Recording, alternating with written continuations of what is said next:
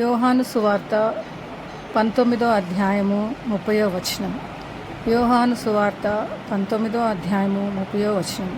యేసు ఆ చిరక పుచ్చుకొని సమాప్తమైనదని చెప్పి తల వంచి ఆత్మను అప్పగించాను. అందరికీ ప్రైజ్ ద లార్డ్ అండి. యేసుప్రభు సిలువలో పలికిన 6వ మాటని మనం ధ్యానిస్తామండి. ఈ మాట ఎవరు పలికినారు అంటే యేసుప్రభు పలికినారు. ఏ సందర్భములో ఈ మాటని పలకడం జరిగింది అంటే యేసుప్రభు సిలువలో ఉన్న సందర్భములో ఈ మాటని యేసుప్రభు పలకడం జరిగింది.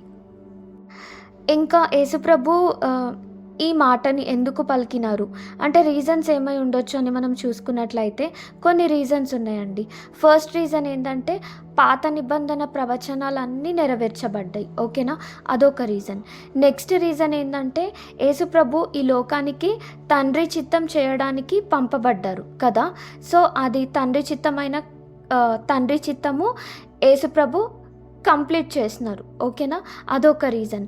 దాని తర్వాత నెక్స్ట్ ఏంటంటే తల్లిని శిష్యునికి అప్పచెప్పడం, అంటే తల్లి యొక్క రెస్పాన్సిబిలిటీని ఆయన ఫుల్ఫిల్ చేసినారు. అంటే ఇప్పుడు యేసుప్రభు తర్వాత ఆయన తల్లిని చూసుకోవడానికి ఆయన శిష్యుని నమ్మి ఆయనకి తల్లిని అప్పచెప్పినారనమాట.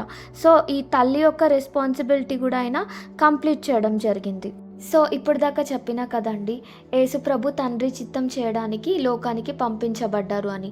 సో తండ్రి చిత్తం అంటే ఏంటి, ఏమై ఉంది తండ్రి చిత్తం అంటే మనకి రక్షణ ఇవ్వడము తండ్రి చిత్తం అన్నమాట. ఓకేనా, ఇప్పుడు చూడండి, మనం అందరము దేవునికి వ్యతిరేకముగా పాపం చేసి ఉన్నాము. ఏ భేదం లేదు, మనం ఎవ్వరం చెప్పడానికి లేదు ఏంటంటే నేను నీతిమంతురాలిని, నేను నీతిమంతుడను, నేనే పాపం చేయలేదు అని. మనం అందరము దేవునికి వ్యతిరేకముగా పాపం చేసి ఉన్నాం కదా. సో ఆ పాపానికి వచ్చే శిక్ష ఏంటండి, నరకం కదా. ఆ శిక్ష నుంచి మనం తప్పించబడాలంటే మనంతలు మనం తప్పించుకోగలమా? తప్పించుకోలేం కదా. సో ఏ పాపము చేయని నీతిమంతుడు, పరిశుద్ధుడు ఆయన రక్తాన్ని చిందిస్తే మనకి పాపక్షమాపణ కలుగుతుంది కదా. సో మనలో అయితే అంతటి నీతిమంతుడైతే ఎవరు లేరు కదండి, ఎవరు లేరు కదా. సో యేసుప్రభుని దేవుడు, తండ్రి దేవుడు ఈ లోకానికి పంపించడం జరిగింది. సో ఆయన చిందించిన రక్తము ద్వారా మనకి పాపక్షమాపణ, నిత్య జీవము, పరలోకము ఇవ్వడము కోసం. ఓకేనా, సో ఇదే అన్నమాట తండ్రి చిత్తం. సో తండ్రి దేనికోసమైతే యేసుప్రభుని ఈ లోకానికి పంపించినారో తండ్రి చిత్తమైన కంప్లీట్గా నెరవేర్చినారు. సో మనకి రక్షణ వచ్చింది. ఓకేనా అండి, ఇవి అన్నమాట యేసుప్రభు ఈ మాటని పలుకడానికి రీజన్స్. ఓకేనా అండి, ఇంకా యేసుప్రభు నుంచి మనం ఏం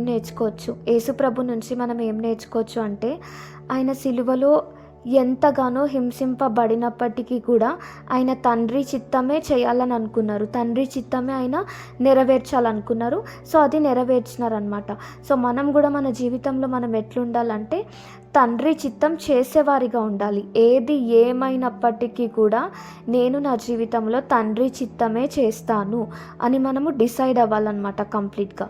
సో ఇది మనం నేర్చుకోవచ్చు.